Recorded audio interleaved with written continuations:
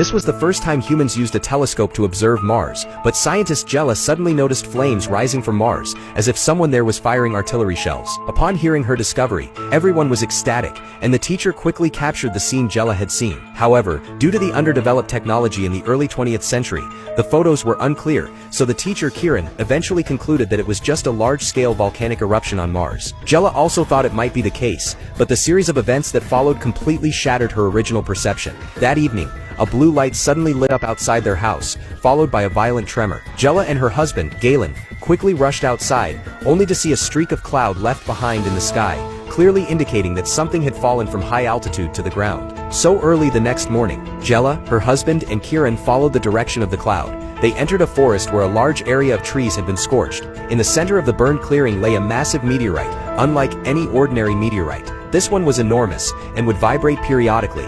The strange sight made everyone uneasy, and Galen suggested they avoid rash actions while he went to find the authorities. However, since all communication had been cut off since the previous night, he could only walk on foot. Before long, Galen managed to find people from the National Security Department and led them back. Everyone agreed to dig out the soil around the meteorite first. Unexpectedly, when they had only dug halfway, a crack suddenly appeared on the surface of the meteorite, accompanied by a mechanical gear-like sound from within, as if something was about to come out. The people present were all frightened and quickly stepped back to observe from a distance. The next second, the outer shell of the meteorite began to peel off. It was then that everyone was horrified to discover that inside the meteorite was actually a large black sphere. One of the high-ranking officials cautiously stepped forward and placed his hand on the sphere. The sphere's surface was covered in a sticky liquid, but was incredibly smooth, clearly reflecting the person's image. However, to everyone's shock, the black sphere suddenly began to spin. In an instant, the remaining outer shell fell off completely, startling everyone present. Before they could react, the sphere spun faster and faster,